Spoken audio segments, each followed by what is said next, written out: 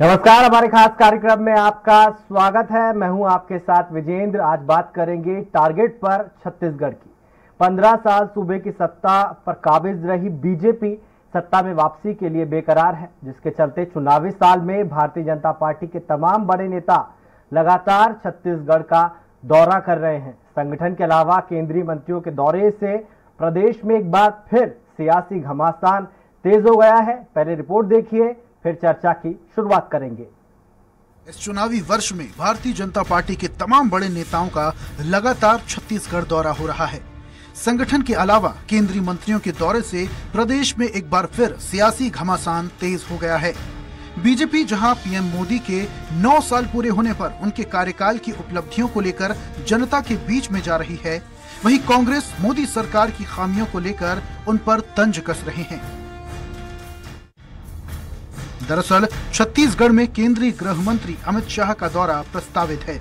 अपने इस दौरे में अमित शाह दुर्ग में रैली करेंगे, जनसभा को संबोधित करेंगे और बीजेपी के कार्यकर्ताओं को चुनावी मंत्र देंगे। जहां एक ओर 22 जून को श्री शाह का आना प्रस्तावित है, तो वहीं 7 जुलाई को पीएम नरेंद्र मोदी भी छत्तीसगढ़ का दौरा कर सकते हैं। पीएम मोदी का भिलाई दौरा संभावित है। बीजेपी मोदी सरकार के 9 साल पूरे होने पर जनसंपर्क अभियान चला रही है। वो इस अभियान के माध्यम से हर वर्ग के लोगों के पास पहुंचकर समर्थन मांग रहे हैं। 1 महीने तक चलने वाले इस कार्यक्रम में केंद्रीय गृह मंत्री का प्रदेश में दौरा, और वो भी उस लोकसभा सीट पर जहां से खुद सीएम समेत कई मंत्री विधायक हैं, खुद में कई सवाल खड़े कर रहा है। फिलहाल बीजेपी के इस जनसंपर्क अभियान को कांग्रेस ने सिरे से नकार दिया है। बीजेपी की 9 साल बेमिसाल के नारे पर और केंद्रीय गृह मंत्री के दौरे पर गृह मंत्री ताम्रध्वज साहू ने सवाल उठाते हुए कहा, जब कुछ काम हुआ ही नहीं है तो बताने क्या आ रहे हैं। 4 साल तो भाजपा ने कुछ किया नहीं, जनता के बीच जाना, उनके दुख सुख में खड़े होना, इस प्रकार का। अब चुनाव आ रहा है तो निश्चित तौर पे कुछ न कुछ दौरा उनका चल रहा है। समाचार पत्रों में पढ़ते हैं 9 साल की उपलब्धियां गिनाएंगे और जनता से रूबरू होंगे, जनसंपर्क करेंगे। बड़ी अच्छी बात है। 9 साल में जो किए हैं वो गिनाएं। हम लोग भी उन्होंने 9 साल में जो किया है उसको गिनाने का क्रम जारी रखेंगे। इस मामले में बीजेपी भी कहाँ चुप रहने वाली थी। बीजेपी सांसद सुनील सोनी ने गृह मंत्री अमित शाह के दौरे पर किए गए ताम्रध्वज साहू के सवालों पर पलटवार किया। उन्होंने कहा, अपना काला चश्मा हटाकर अगर कांग्रेस देखे तो उन्हें हर जगह काम दिखेगा।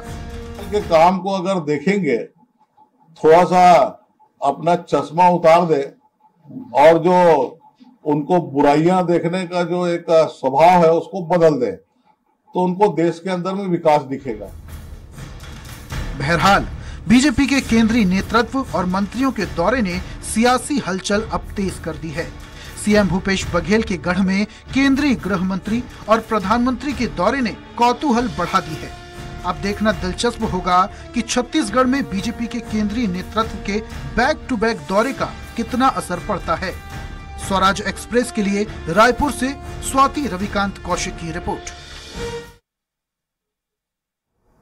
इस पर ज्यादा चर्चा के लिए हमारे साथ खास मेहमान मौजूद हैं। कांग्रेस प्रवक्ता अमित श्रीवास्तव जी, बीजेपी प्रवक्ता निश्चय वाजपेयी जी, वरिष्ठ पत्रकार कौशल स्वर्णबेर हमारे साथ होंगे। सबसे पहले मैं जाऊंगा अमित जी के पास। अमित जी, आपकी बार 65 पार का नारा अमित शाह जी ने दिया था छत्तीसगढ़ बीजेपी के लिए, लेकिन वो आपके लिए लकी फैक्टर साबित हुआ। जी निश्चित तौर पे देखिए विजेंद्र जी, पिछले बार उन्होंने 65 पार दिया था और छत्तीसगढ़ की जनता का प्यार और भरपूर आशीर्वाद हमें मिला और हम 68 सीट जीते। और अब ये छत्तीसगढ़ की जनता का प्यार और आशीर्वाद ही है कि 68 से 71 हम हो गए। तो अब आपको कर्नाटक चुनाव के बाद एक चीज और क्रिस्टल क्लियर हो गई है कि कहते हैं ना, तो इधर उधर की बात ना कर। अब जनता नहीं सुनेगी इधर उधर की बात, जनता सिर्फ अब कामों पे बात करेगी, क्रेडिबिलिटी पे बात करेगी।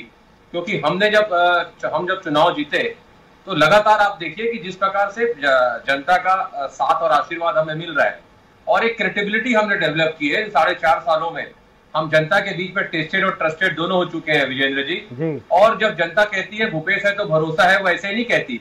इन 4.5 सालों में हम बहुत सी हमने जन कल्याणकारी लोक कल्याणकारी योजनाएं हमने लाई हैं जिससे एक अंतिम पंक्ति में बैठे हुए अंतिम व्यक्ति तक लोगों को सरकारी योजनाओं का लाभ मिल रहा है। उनको आर्थिक लाभ देने का हम लगातार काम कर रहे हैं, उनको आर्थिक मजबूती देने का हम काम कर रहे हैं, छत्तीसगढ़ की अस्मिता संस्कृति को बचाने का और आगे बढ़ाने का हम काम कर रहे हैं। और लगातार अगर आप देखेंगे तो चहुमुखी विकास छत्तीसगढ़ में एक अविरल जो विकास की गंगा है वो यहाँ पर बह रही है। और लगातार अगर आप देखेंगे छत्तीसगढ़ मॉडल की गूंज पूरे देश में गूंज रही है। और लगातार हमें विश्वास है कि जिस प्रकार से जनता के प्यार और आशीर्वाद से हमारे कार्यकर्ताओं की अथक मेहनत हमने 68 से 71 सीटें जनता के आशीर्वाद से हमने यहाँ पर पाई थी और अब हम 71 सीट पे हैं। और मुझे पूर्ण विश्वास है कि जनता के जिस प्रकार से हमने यहाँ पर काम किया है, जिस प्रकार से हमने सभी सेक्टरों पे हमने यहाँ पर जो काम किया है, इस बार 75 पार मुझे लगता है छत्तीसगढ़ की जनता हमें जरूर 75 पार पहुंचाएगी।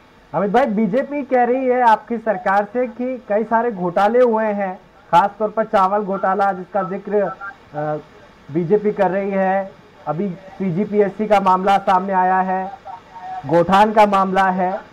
क्या आपको नहीं लगता ये जो नैरेटिव बीजेपी बिल्ड कर रही है उसमें कामयाब साबित होगी? देखिए, मुझे ऐसा लगता है जनता सारी चीजों को समझ रही है विजेंद्र जी, और लोकतांत्रिक प्रक्रिया से चुनाव में वैसे बीजेपी को भरोसा नहीं है। फिर चाहे वो मध्य प्रदेश की सरकार को जिस प्रकार से उन्होंने गिराया, जिस प्रकार से बिहार में उन्होंने किया था, जिस प्रकार से महाराष्ट्र में उन्होंने किया, जिस प्रकार से पूर्ववर्ती समय में कर्नाटक में उन्होंने किया था, तो जनता समझ चुकी है। और हम भी ये जान गए इस बार कि लोकतांत्रिक प्रक्रिया के साथ साथ हमें इस बार बीजेपी के 3 जमाई आईटी, ईडी और सीबीआई से भी लड़ाई लड़ना है। और हम मेंटली प्रिपेयर्ड हैं कि जिस प्रकार से आप देखिए लगातार जो यहाँ पर लोग हैं उनके हमारे साथ निश्चय वाजपेयी जी भी जुड़ गए। निश्चय जी, चर्चा में आपका स्वागत है। आपकी सरकार जो केंद्र में है 9 साल में उसने कुछ नहीं किया है, ऐसा साहू जी का कहना है, जो गृह मंत्री है छत्तीसगढ़ के, कि कुछ बताने के लिए नहीं है आपके पास। और कवासी लखमा आपसे पूछ रहे हैं 9 साल के हिसाब से 18 करोड़ रोजगार मिलने चाहिए थे, कितने लोगों को रोजगार दिया केंद्र सरकार ने? निश्चय जी।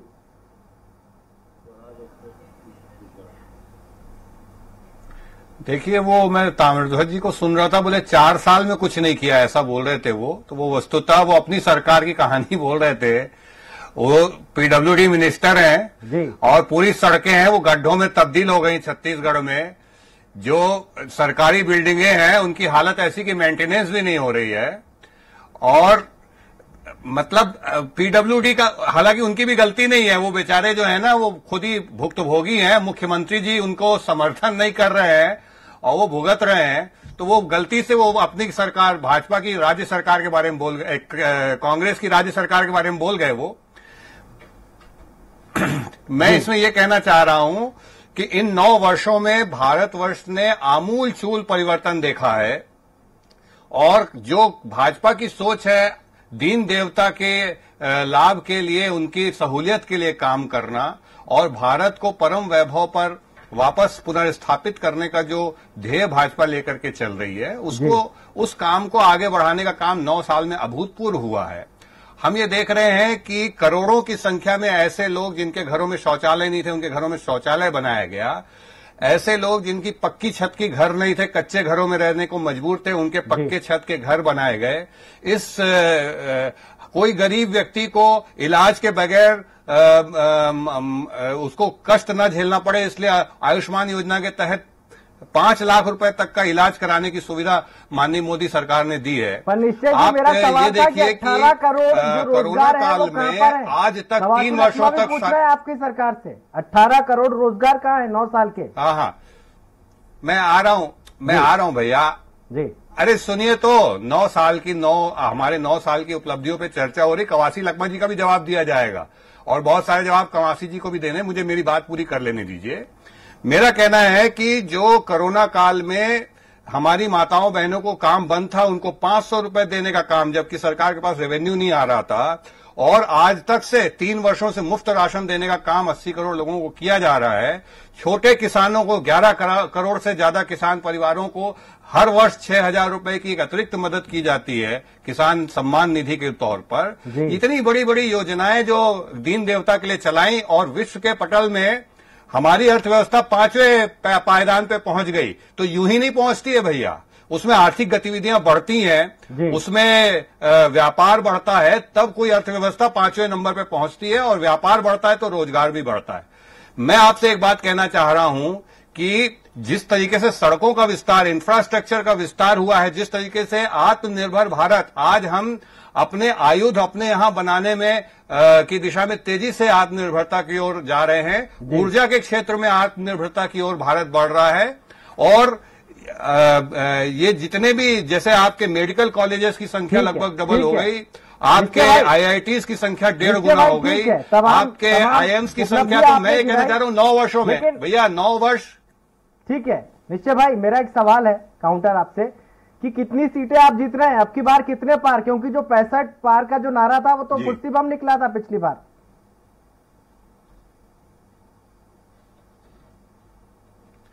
देखिए, ऐसा है कि हर बार की परिस्थितियां अलग होती हैं जी। निश्चित तौर पर भारतीय जनता पर जिस तरीके से भ्रष्टाचार के भाई साहब बता रहे थे कि ईडी और ये सीबीआई, मैं एक बात पूछना चाह रहा हूं भाई, ईडी सीबीआई जो भी जांच कर रही है उसके बाद तो कोर्ट में प्रस्तुत कर रही है ना। जो भी जेल जा रहा है वापस तो आ ही नहीं रहा है। आपको कोर्ट में आप लगातार यहां से लेकर सुप्रीम कोर्ट तक आप राहत मांग रहे हैं, जमानत मांग रहे हैं, और आपको फटकार मिल रही है। और मुख्यमंत्री जी हर एक अपराधी के जाने के बाद जो है ना उसके समर्थन में बयान दे रहे हैं जी। ये यहां पे साबित हो गया है कि क्रिमिनल सिंडिकेट के माध्यम से हजारों करोड़ रुपए लूट करके राजनीतिक आका को दिया जा रहा था, और जब भी कोई ऐसा अपराधी पकड़ा था तुरंत भूपेश बघेल जी का एक बयान आता है कि ये हमारे साथ गलत हो रहा है। अरे भैया एक बात बताइए, जेल से आप छूट नहीं पा रहे हैं, आप इस तरीके का भ्रष्टाचार कर रहे हैं। छत्तीसगढ़ में वाकई में 4 वर्ष में कोई विकास नहीं हुआ है। मैं ताम्रध्वज जी की बात से सहमत हूं। कोई किसी प्रकार का निर्माण कार्य, आधारभूत संरचना पे कोई खर्च, गांव के अंदर कोई विकास नहीं है, बल्कि प्रधानमंत्री आवास के जो 14 लाख से 15 लाख आवास यहां स्वीकृत होकर आए थे उनको वापस करने का काम इस भूपेश बघेल की सरकार ने किया है।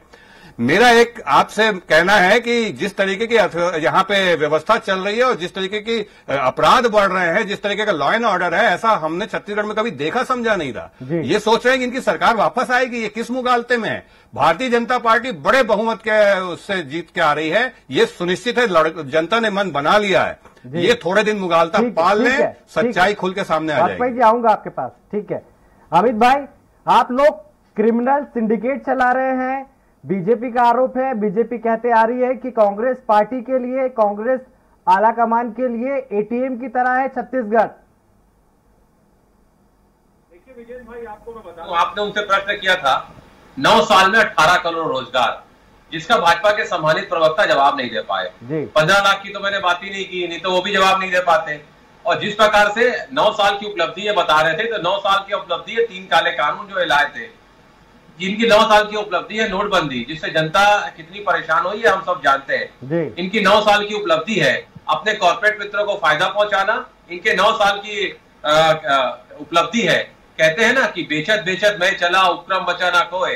इनके नेता कहते हैं बेचत बेचत मैं चला उपक्रम बचा ना कोए, और अगर गलती से कुछ बच गया हो तो सूचित कर दो मोए, हम वो भी बेच पाएंगे।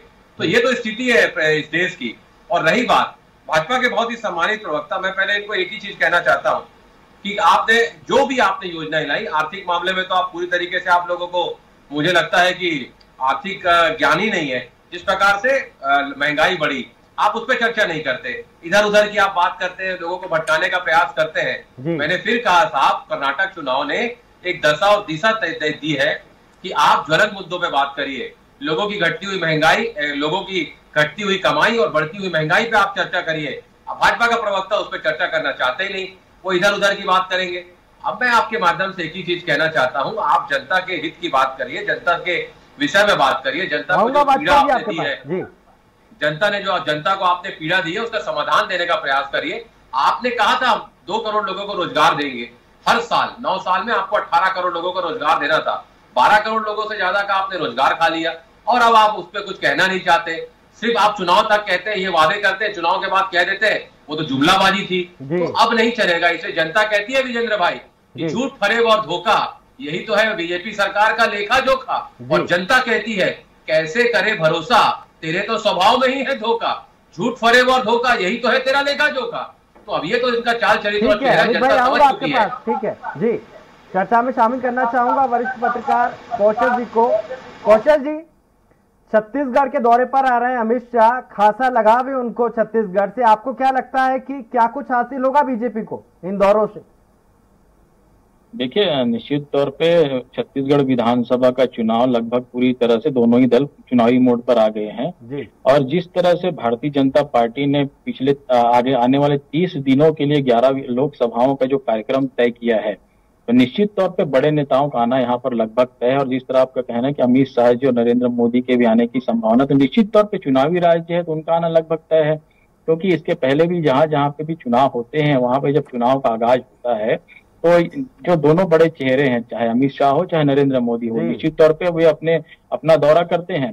तो इससे कितना प्रभाव पड़ेगा ये तो समय के गर्भ में छिपा है। लेकिन निश्चित तौर पे भारतीय जनता पार्टी जिस तरह से सोशल इंजीनियरिंग को लेकर काम कर रही है, लोगों को जोड़ने का काम कर रही है, अलग अलग दलों के लोगों को जोड़ने का काम कर रही है, क्योंकि लोकसभा के जो इन्होंने कार्यक्रम बनाया है उसमें एक बड़ा मुद्दा उन्होंने रखा है कि जो 1000 जो परिवार हैं, जो चिन्हांकित जो लोग हैं जी, जो उस लोकसभा के विशेष लोग हैं, उनसे मिलने का जो प्रोग्राम तय किया है। तो कहीं न कहीं जो भारतीय जनता पार्टी की जो नेता है निश्चित तौर पे आक्रामकता के साथ चुनाव लड़ने के मूड में है।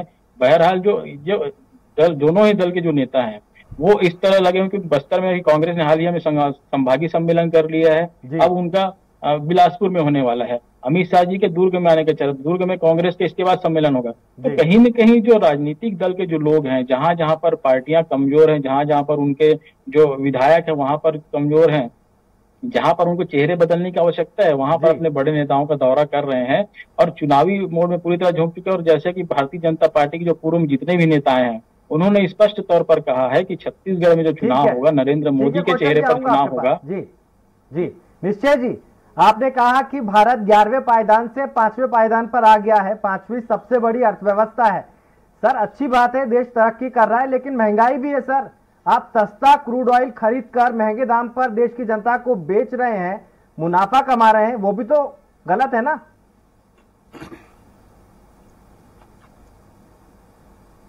देखिए, एक बात को समझिएगा, इसमें जो सरकार है वो स्वयं तो कहीं से कुछ पैसे नहीं कमाती है।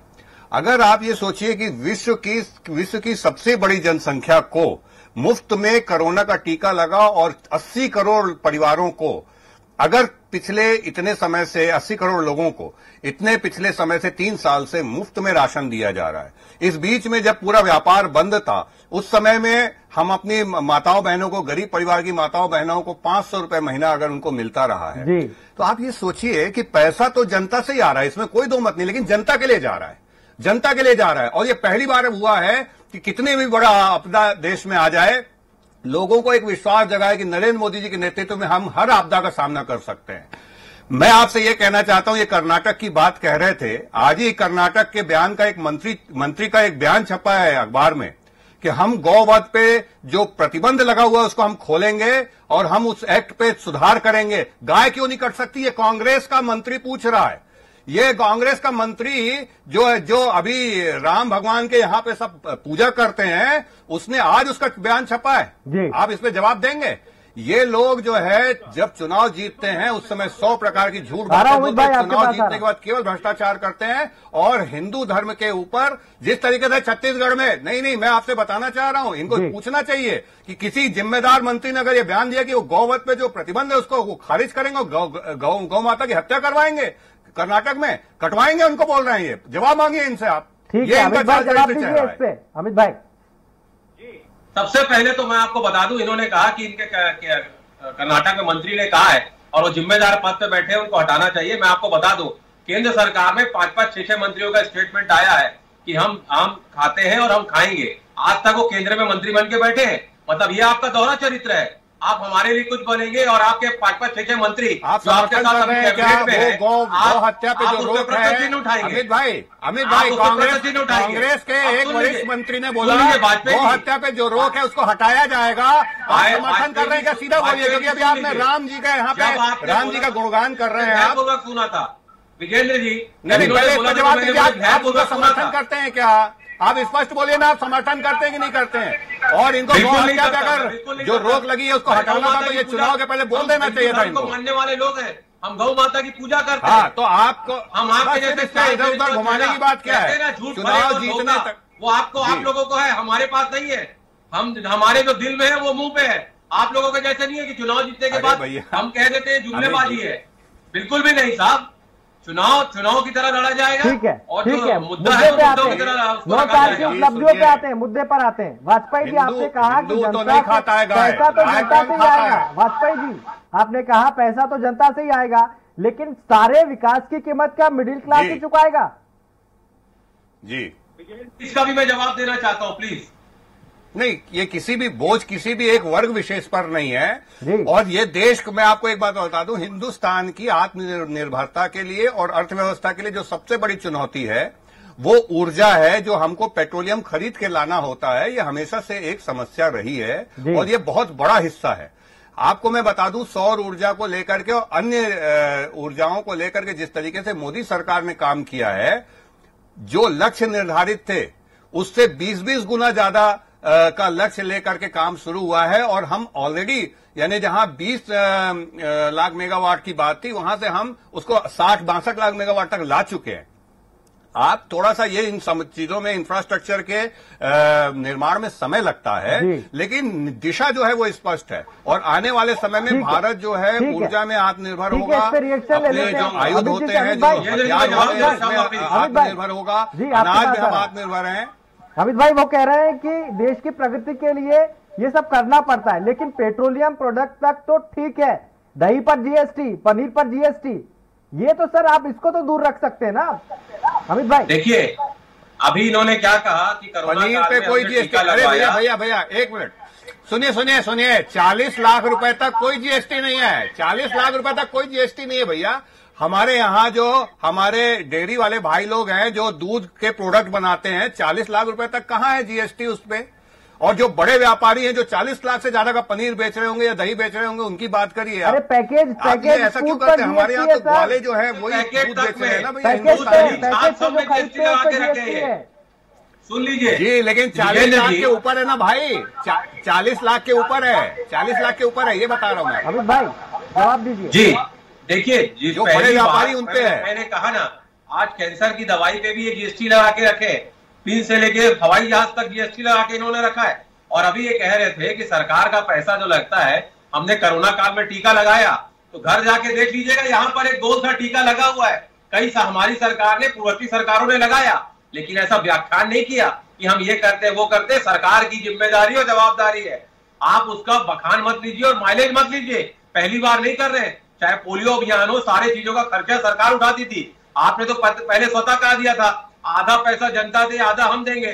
जब आपको लगा जनता नाराज हो रही है, कोरोना काल में जनता ऐसे ही परेशान है और आप उसको और पीड़ा देने का काम कर रहे हैं, तो फिर आपने कहा सरकार उठाएगी खर्चा। तो आप ठीक, ये सरकार जो बैठी है 4 लोग चला रहे हैं विजेंद्र जी, दो इस देश में बेचने वाले, दो खरीदने वाले। बेचने वाले कौन है और खरीदने वाले कौन है, देश की जनता और प्रदेश की जनता जानती है। लेकिन मैं फिर आपको कह दूं कि कोई भी यहां पर आ जाए, छत्तीसगढ़ में भूपेश बघेल जी के कद काठी का कोई लीडर इनके पास है नहीं। और जो इन 4.5 सालों में हमने क्रेडिबिलिटी स्थापित की है, ये पूर्ववर्ती सरकार जो कहते थे ना 1 साल कमीशन खोरी मत करिए, 30 साल सरकार रहेगी, ये सारी चीजें जनता आज भी वो याद है जनता को कि किस प्रकार से संवेदनहीन सरकार पूर्ववर्ती सरकार थी और जनता ने अपने अधिकार के प्रयोगों को जवाब दिया था। कौशल जी मेरा सवाल आपसे है, 400 का सिलेंडर 1200 रुपए का हो गया, दूध महंगा हो गया, आटा महंगा हो गया, बीजेपी क्यों नहीं मानती कि महंगाई है? महंगाई तो है। बीजेपी के कार्यकर्ता भले सार्वजनिक मंच से ना बोले, लेकिन जब उनके घरों में आप बात करेंगे तो उनके घर के लोग ही महंगाई से परेशान हैं। महंगाई से आम जनता भी परेशान है, आप भी जानते हैं, आप भी परेशान हैं, हम भी परेशान हैं, और अभी जो प्रवक्ता बैठे मुझे लगता है वही परेशान होंगे। तो सार्वजनिक रूप से सिर्फ इसलिए दलीय मजबूरी इसलिए नहीं मानना अलग बात है, लेकिन मुझे ऐसा लगता है कि जो महंगाई बढ़ रही है उससे हर वर्ग त्रस्त है, खासकर गृहिणियां त्रस्त है, क्योंकि सीधा उनके रसोई पर भार पड़ता है और मिडिल क्लास खास करके सबसे ज्यादा परेशान है महंगाई से। जी बहुत बहुत शुक्रिया आप तीनों मेहमानों का चर्चा में भाग लेने के लिए। अमित भाई आपका बहुत बहुत शुक्रिया, वाजपेयी जी आपका बहुत बहुत शुक्रिया, कौशल जी आपका बहुत बहुत शुक्रिया चर्चा में भाग लेने के लिए। छत्तीसगढ़ की राजनीति में बीजेपी अपने सबसे बुरे दौर से गुजर रही है। 15 साल तक सत्ता में रहने वाली बीजेपी के विधानसभा में सिर्फ 14 विधायक हैं। ऐसे में अपनी खोई हुई जमीन को वापस पाने के लिए पार्टी जी जान से जुटी हुई है। क्या बीजेपी कोई करिश्मा कर पाएगी या जनता भूपेश पर भरोसा करती रहेगी? जल्द ही पता चल जाएगा। चर्चा में इतना ही। आप देखते रहिए स्वराज एक्सप्रेस। नमस्कार।